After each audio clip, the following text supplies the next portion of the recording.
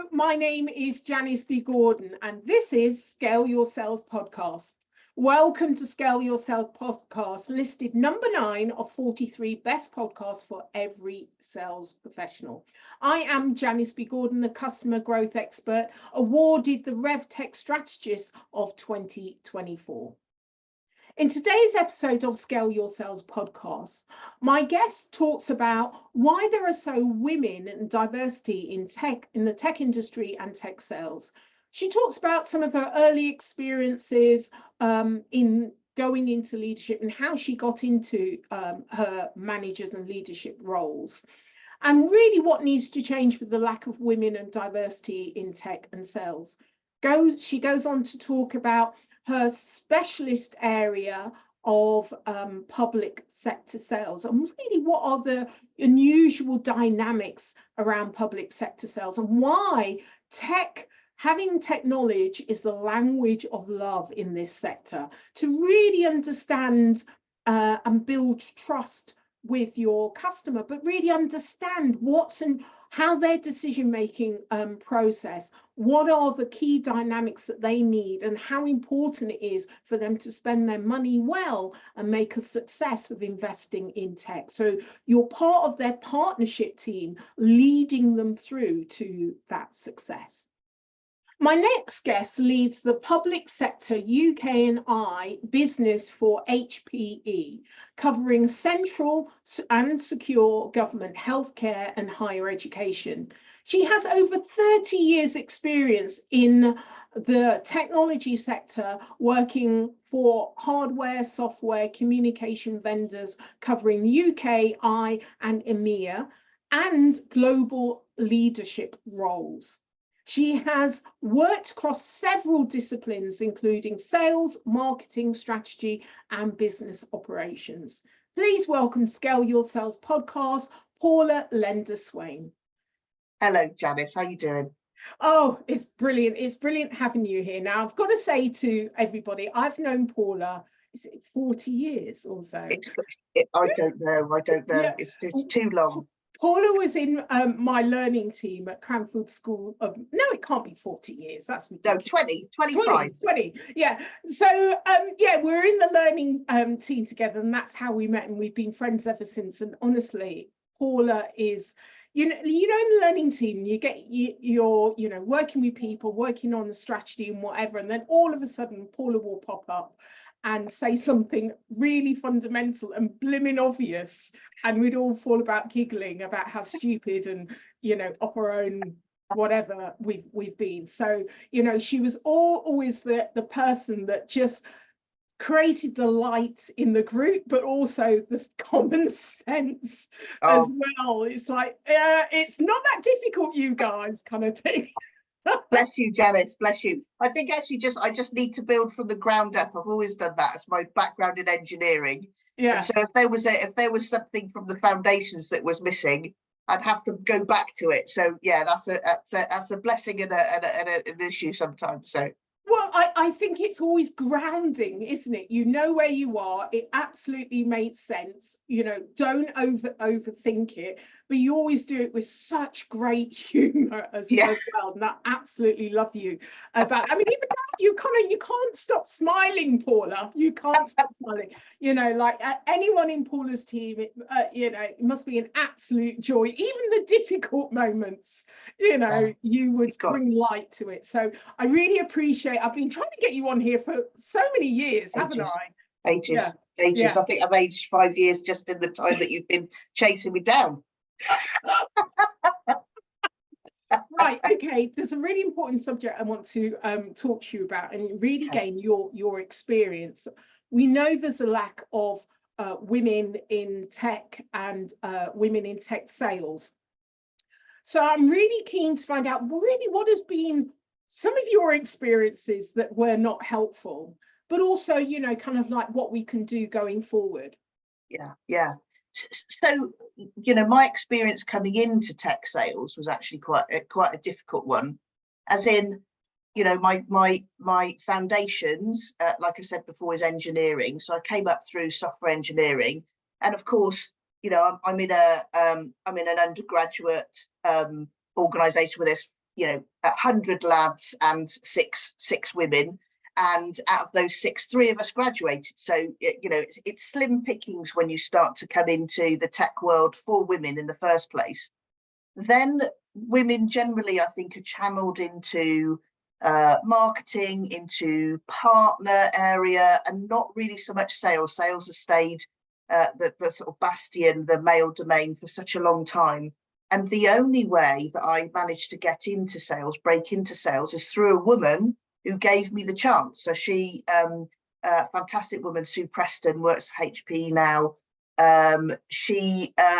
We had a career discussion, and I said I wanted to go into sales. I was at the time in a kind of a business unit running an operations type role. And she said, yeah, let's do it. And within a year, I was in sales management, which was fantastic. It's not rocket science. It's not anything that women can't do. But I think that we still have a mindset around some of the skills being skills that you would probably align to a male. And I think that's our bias. And I also think that within sales, skills that you would align towards, the female gender are not valued enough. So I think we've got that kind of that mix of things. We obviously, don't want to take on people that look like ourselves. We need to value diversity more. And I think in tech companies, we maybe are slow to the party there. Yeah. So we're slow to the party, but there is such an awareness of this. So there must be some resistance alongside that as well. I think when I talk to women and say, hey, listen, have you considered a sales role? Come into my organization, have a look at it. Let's build some skills to bring you in. Women sometimes are quite fearful of that hard line around, well, I'm worried about having a target. I'm worried about X, Y, Z. And that maybe we do ourselves a disservice sometimes by not being ambitious and feeling that we can't do it. That 80%, 20% where a woman will want to do, have 80% of the role kind of under her, under her belt and have a proven track record in it. Whereas guys tend to be a bit more risk orientated and think, yeah, like, I'll learn it. I've always been a bit, I'll learn it on the way. And I, my family laugh at me, but I will fake it till I make it. So I will take the challenge and have a go. Because I don't think there's anything to lose, right? You even if you fail at something, you will have learned something. So there's no failure in that instance, right? So I think for women, don't rule yourself out of sales roles. And I will make an offer out into my organisation every International Women's Day. If you want to be mentored by a sales professional, by a sales leader, and you want to come into this, I'm happy to do that. I have 3 mentoring slots that 3 people generally a year that I will try and mentor. So, I'm happy to do that. Sometimes it's picked up, sometimes it's not, right? Sometimes it's picked up by early in career guys who I will also mentor. So, yeah. I think that's interesting in that women rule themselves out. I wonder if part of the reason is the perception of sales, thinking I don't want to be a part of that. And part of the reason is that they know the standards they're held to in the role are way higher. So much more is asked of them. Even you, in your sales leadership role, you're offering out a lot of extra time to support other people that is probably not valued by the organization, certainly not paid. And plus, more people are looking at your results and what you do and how you do it. So there's an awful lot of pressure that's on you once you put your head above the parapet. The conversation I'm having with women in the organisation, in my organisation and other organisations now, very much are that we need to bring allyship into the fore. We are the ones that are fighting the fight. We are the ones that are, talking about the microaggressions that may or may not happen, are talking about, the discrimination, of trying to make the policies better and understand how, you know, how the organisation needs to support women, and actually just, you know, people, more diverse people than just, you know, just the guys that we're seeing in the sales roles. Yeah, it can't be just us fighting that fight all the time. We need to bring others. And specifically in the organisation I'm in currently, that is very much the case. There is a real groundswell of individuals, of senior management, of leadership, of people understanding, hey, listen, we need to change this, and we have to change this, and actually taking really big steps to change it, which is great. It's a great momentum, and I've seen other organisations that I've been go through these changes. You know, it's not done yet, but it has to be done with allyship, without a doubt. Yeah. Okay. So what can we do as an organisation to actually change this? There's some really, really, really innovative organisations out there. There's one that I work with called Earth 51. I don't know whether you've ever heard of those guys, but they are making the case for change by putting in very good training videos and training kind of content to talk about, to make the case for two things. One, sustainability, which we utilise very much at the moment at HPE around changing the mindset around sustainability. It's always on people's minds, but whether they do something about it is a different thing. And the case for equality, really, and gender equality within the workplace and wider. It talks about how gender equality positively affects GDP. It talks about how gender equality positively affects all sorts of areas in not just business, but in society, all sorts of things. So I do promote things like that within the business, in order that people understand that gender is much wider, and sustainability, those big conversations about how we should change within our businesses and society, are really important. And I think that element helps a lot. And I've seen it recently in help the kind of backlash that sometimes you get in a business that's changing around, where guys of a certain age who have been in the role for a while will say, well, hang on a minute, I can't get promoted anymore, or, you know, there's always going to be a woman is going to be ahead of me, or whatever. And there's a panic and a worry about it. I think these types of scenarios create a business case for them understanding, look, it's just not about you. And, you know, when I'm promoted as a woman, it's not because I'm a woman, or if it is because I'm a woman, it's because for the last 6 times I've been overlooked for promotion, and therefore I'm being promoted now, possibly because I'm a woman, but actually if I was a bloke, I'd be 6 levels up. Do you know what I mean? It's that you can't level the playing field and just start from today, because I've got all of my lived experience behind me of several times of being, you know, from the time I worked as an engineer for NCR, and my manager saying to me, I'm not going to promote you into a supervisory level because I can't make you a manager of the guys, of men. I can't do that. And literally saying to me, go and get a degree, because if you don't get a degree, you're never going to get into management. You know, so look, great, because I did go and get a degree. but you know, I've had to plough a path that possibly would have been different for the path I've ploughed before if I had been a different gender. Well, that's interesting, because I wonder again, if the men that have been promoted, they didn't need the degree to get promoted. Yeah, of course. And possibly we needed that to justify that paper, to justify that, just to be in the running, right? Yeah. You know, and we kind of know that those are the kind of things that happen. Yeah. So yeah, we know about the kind of things that happen. And what about the things that are still happening now for women? Off camera, we were mentioning a friend of ours that in their management role was bullied, and we both said we've heard this so many times, and this is present day. And being harassed, and they're a leader, and it's present day. So I really like you know, the suggestion you've made in terms of training and creating awareness within organisation. is there something that you feel needs to happen before women go into join the workforce? It's, you know, women are resilient, women are confident, all of these things that we said we're not. We just show up in a different way. Yes. And, you know, the way that we show up is, as you've said, is undervalued.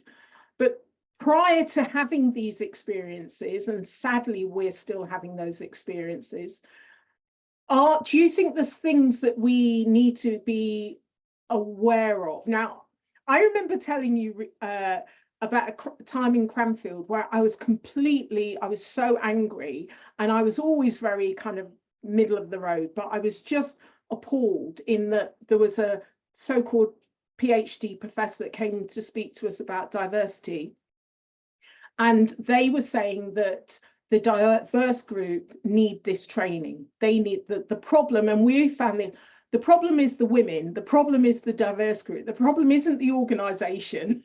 It's, you know, so, but is there something that you would say, or probably do say, to groups of people, younger people, prior to getting in the workplace, what they need to be aware of and how they need to arm themselves, what they need to do? I think there's two things here. And by the way, Janice, I completely remember that day. I remember that day and how annoyed you got, and quite rightly so. There's two things. One is, if we create an environment where people thrive, then there's a couple of things that are in place, right? That they understand what their role is. They understand how they're going to be measured in their role. You know, we're going back to basics again. The way that they're going to be measured in the role is not down to any, you know, diverse traits in there. It's a clear set of measurement and a clear direction. The same for managers. They need to understand how they're measuring individuals. Whenever I've seen a bullying or a situation that could be construed as that or understood as that by somebody in an organization, it is often because the manager sometimes is measuring that individual with traits that they don't have, and the how of doing it rather than the what I want you to achieve. If the what I want you to achieve is clear and everybody understands, then the how that they go about it and the different skills that they deploy or the way that they do it might be different. You know, it might be less customer meetings, it might be more outreach on LinkedIn, it might be you know, I utilize my network to get where I need to go. I might look like a bit more of a lone wolf than somebody else, or I might look completely the opposite, like I'm bringing the whole organization with me and I'm doing too much. But the results are the results. And I think often that is, you know, a manager may be looking at somebody and thinking, well, you're not doing it the way I want you to do it, or the way I would do it myself. Often managers who go into those roles who have had it, so, you know, and then that's not clear. Then that gets into a situation. And that can happen with women a lot, because women will do it differently. Women do it differently. That is absolutely the case. People who, you know, in my team who are not from the UK, they will do it differently. Like, they bring different views, different experiences. And I think that we're all the richer for it. But as a manager, just split out the results and the goals from the how they're doing it. I think sometimes we don't do that, and it's super simple. See, I told you at the beginning, absolutely crystal clear, back to foundation, super simple, don't overthink it. This is, yeah, love it, absolutely love it. So I really want to delve into your team, your experience of managing a sales team and achieving revenue goals. And, you know, like, how do you know you've got the right people in the right seats? Yeah, so this is, you know, many times I've come into an organization and you have a bunch of people there, and you have to quite quickly ascertain whether you've got the right people in the right seats. My background very much is public sector sales, so selling into public sector. But I've been doing that for about a decade now. And I think one of the fundamental things about selling into public sector is that you have to have an affinity with that sector in a way that possibly you wouldn't in other sectors. You know, if you're selling into local government, you have to understand the pain points around their communities and how local government is under such pressure to deliver things within those communities. NHS, again, a real, you know, it's such an emotive thing, central government and the policies they make. You have to believe it, you have to want to change it, you have to understand from a technology point of view that technology is an enabler for change and an enabler for things to, you know, to happen differently. So that's the first thing. They have to have a feeling for it and actually believe in it and want to change it. So I think there's a hearts and minds element in there around public sector specifically. But then also, you know, different people in different areas of their career. I am a really big believer in radical candor. I have sat with people, many people, and actually, you know, this hasn't been a difficult experience, but when I sit down with people and say, hey, listen, is this the right job for you? Is this where we're going in the right direction? Where do you see your career going? How is it, you know, how is it going for? We do have those kind of discussions. 9 times out of 10, if somebody is not performing within that role and they have all the support to perform, they know they're not performing in that role. They know it's not a right fit for them. And I will absolutely, as a manager, guide them into different roles in the organisation or help them find roles outside of that organisation. And I will do that. I do commit that to those guys. So I have several people that I've moved into different roles or moved out of organisations that I still speak to and are still part of my group and my network. So I think when you get there, and I feel like I'm there at the moment with the team I have, it's fantastic. It's like it's like an orchestra playing well together. And all you need to do is then understand and listen to the market, which are going to ask you to play the different tunes, right? So maybe you need to do skills around learning different tunes, right? But you've got the skills to play, and that's where you want to be as a manager. Wow, that's almost poetic, you know, the way that you put that, the orchestra and different strings, and actually once you've got an orchestra that can play in tune, it's really about what's the tune that's the customer yeah, exactly. demands. Fantastic. I think I might use that again, actually. You could have that one. Borrow that one. That's brilliant. Brilliant. You also say that skills, one of the most important sales skills is patience and building buyer trust. Talk to me more about that. I think, and if you've been, you know, Janice, we've all been sold to, the worst thing you can do, and I'll give you a couple of experiences. I'm at the moment in looking at buying a new car. My wife and I have gone through to different car sales places, and you know, there's places where you walk in and they ignore you. There's places that you walk in and they welcome you, but they're not too pushy. There's places you walk in and they're so pushy you can't get rid of them. And you want to just have a conversation with your partner about what car you'd like without somebody being there. And it's a real it's an EQ thing. You have to know, you know, when to hold off people, when to be there and do those kind of things. There's so many, you know, that's a real, a real kind of an easy example, but I think it's the same in any sales role. You know, you have to be relevant. You have to build up trust. You know, selling into the public sector across COVID was really, really a completely, you know, interesting and wild and learning experience, right? Also motivating a sales team that couldn't leave the house across COVID was really interesting, right? A team of extroverts who like to see the whites of the customer's eyes. It was just completely taken away the best part of the job. So patience and EQ, I think, are the things, you know, understand your customer, understand when it's important to be there, a little bit in their face, but when they want to understand and get the right information to make the decisions they need to make, but also understand when to just back off and to just leave them to do, and just have an occasional trickle of conversation with them. Really important for public sector, really important. Yeah. So I remember you telling me during COVID, what happens when you know it really should have been your deal and you do so much work towards it, and there's all these things going on behind the scenes. I mean, this was a different organization, and you don't get the deal. What happens to the morale of the team, and how do you deal with that? Because you actually know it's going to the wrong customer and it's not going to work and all of that, and you've spent so much investment of time. Yeah. You know, I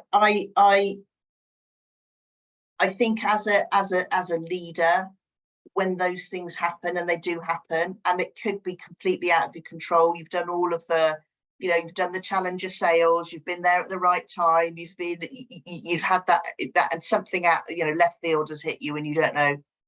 We will have a kind of a wash-up meeting. We'll do that with the team.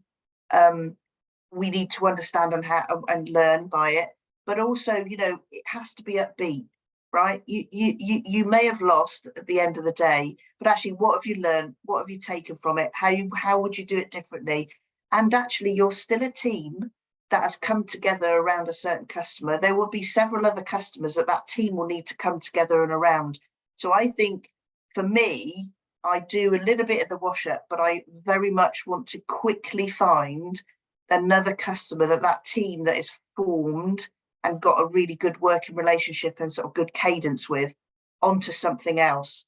So I tend to try and make sure that a team isn't sucked up just in one customer, but has 2 or 3 plates going, so that if that does crash, then you've got 2 or 3, you've got plan B, plan C. I'm always saying to my team, what's your plan B, what's your plan C? Where's your pipe? How are you developing that, even if you're sucked into one customer continually all the time? Because success today won't be necessarily success tomorrow if you don't spend the time doing the outreach in the building. Yeah. So is public sector very much more a team sport? Yes. Yeah, without a doubt. Yeah. It's complex. It's a team sport. There's a lot of competition. Sometimes, and often, the competition is the inability of the organisation to do what they actually want to do. Yeah, that's a competition. Apathy is a competition. Doing nothing is the biggest competition I think we have, right? Without a doubt. And helping the customer through the complexity of what they have to achieve. And now, with the change of government, we will see an uptick in, it's like a new school year, right? Everybody's breaking the back of their first book and hoping they don't do a spelling mistake in there, right? They're going to be doing a bit of that, right?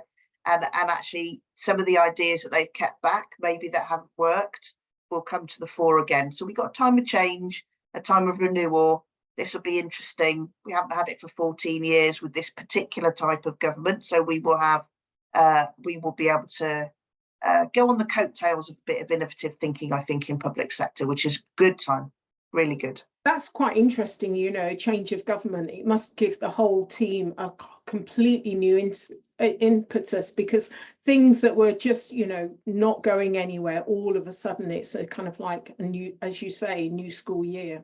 Yeah, exactly. And this is a time just before the spending review. This is a time when everybody takes a bit of a breath. Which way is it going to go? But I think this government actually very unusually have been very open about where they're going to go, what their strategy is, how they're going to manage it. We've seen a lot of good information coming from them. So look, from a point of view of selling into public sector, we have a lot of direction, a lot of knowledge. Every single customer in public sector, you get the board meetings published, you get, everything is there. Everything is there if you want to see it, right? It still, stuff comes out of left field, but everything is there, and you can do your homework and position yourself very, very well. Yeah, I know one of your areas that you're focusing on and interested in is AI and the impact of AI, generative AI. So how is that working in your particular customer base? How are you helping to upskill them, educate them? How is that changing a lot of your tech and products that you're looking at? Yeah, so this is really, really interesting. So, in public sector, I think they will have AI areas of excellence without a doubt. You know, you see the government paying a huge amount of money into 4 or 5 different universities in the country to set up the AI infrastructure, the supercompute, so the backbone of you know the what's going to push AI forward. But then you look at a hospital and you think, okay, fine, they've got 30 or 40 different technologies and different ways of looking at scans. Maybe they've got 50 or 60 different ERP systems, or they have a hugely fragmented way of doing things because each department have bought their own stuff and it doesn't interrupt. There's no interoperability. So it's a real kind of tangled web of issues that somebody like the NHS has. With AI, you can layer over the top that information and those kind of and get some really, really great insights, but it has to be compliant. And I think what's happening now is I'm seeing organisations knock on our door and say to us, listen, we are the organisation that the NHS has asked to create compliance policy and make the AI solutions that we provide compliant. Brilliant, right? So we're seeing it happening. Whether it's going to happen, where it's going to be to a high standard, whether we're going to have some more bumps in the road, without a doubt we will. But I think that, and actually, especially this government is looking at how to provide and implement AI compliance to make sure that there isn't that bias in there. It's going to be tough, but I think we're going down the right way. I wonder if AI is actually the answer to a lot of problems when we're working in this particular sector, because it has the knowledge and the ability and the flexibility in order to kind of work out that tangled, complex web. Yeah. But if we were looking at the kind of analog world, it would just become more complex, wouldn't it? Yeah. But actually, this could streamline all of that. Yeah. And look, I think data bias and all of those things do, to a certain extent, go away if the individual organisations across public sector, from health services to your dentist to your local regional government to your old people's home to all of those things, actually shared their data. And that was shared in a really easy way, and that data was accessible but compliant and secure and all of those things. I think that's where the rubber is going to hit the road. And I mentioned security there, and many public sector organisations are hacked many times a day. And sometimes that means that falls over, sometimes it means that we can't get on a plane and leave the country because something's happened in the airport or whatever. That's happening all the time. So we need to address that. We need to address that security issue before we start to do the data sharing and then the learning on top of it. Yeah, love that. Oh my gosh, you're so experienced and knowledgeable. I'm going to have to, now I've got you, Paul, I'm going to have to get you on again. There's so many other questions I want to ask you. But one question in terms of a tried and tested strategy that you would offer listeners on how to scale your sales. For me, especially in tech, there is always the big fish, right? We're always out whale fishing. And I always tell my team, yes, we've got a whale and we got it in our sight, so we're going to work on that, but we have to still keep the nets out for the little fish. Every business needs to have a run rate, and you need to have that run rate going to keep the lights on. So for me, it's scale through, making sure that you have the engine that's going to still bring the little fish on board, and that's going to mean that you've got your 50-60% of your revenue. Then spend your time on the big fish, on the whale hunting. And the whale hunting has got to be strategic. It's got to be where you really, really understand that you have a differentiation and a great proposition for that customer. Believe in it, fight for it, work it, win it. Fantastic. So now this is something I didn't know about you. So I'll ask you the question: if you're on a desert island on your own, what would be the one thing you took with you? I can't remember what I Lego. actually said for this. I know it's Lego. I didn't know you were such a Lego buff. I'm not joking. Here, let me show you this. If you want. This is what this is actually going to be the Millennium Falcon. It is the first of 17 boxes of Lego Millennium Falcon, which I think will take me about 50 hours to do. Right. And I will have joyous hours putting together the Lego Millennium Falcon. This whole office is full of Lego, mostly Lego Star Wars, some Lego City, and about 20 different Lego cars. So there you go. How did you get into Lego? It was actually, I've always liked it, but it became a complete obsession in COVID actually, and then I just it's my escape from the intensity and the pressure sometimes of work life. I can sit there, I'm not disturbed. I still sit in my office with my light on and just go through these instructions and build stuff, and I love it. I would imagine it brings you back to your engineering. Yes, background. yes. And look, if all else fails, right, in sales, sometimes you can work, as you said, really hard and you have nothing to show for it because it's all gone, pear-shaped.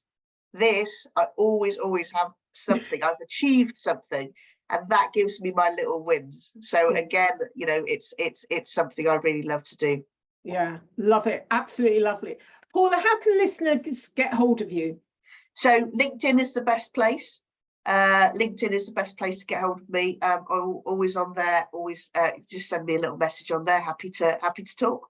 All right, excellent. Thank you so much. It's been an absolute pleasure. Thank you so much for being a guest on Scale Your Sales podcast, Paula. No worries. Thank you, Janice. Take care. Take care. Bye. Thanks. Thank you for listening to this week's episode of Scale Your Sales podcast.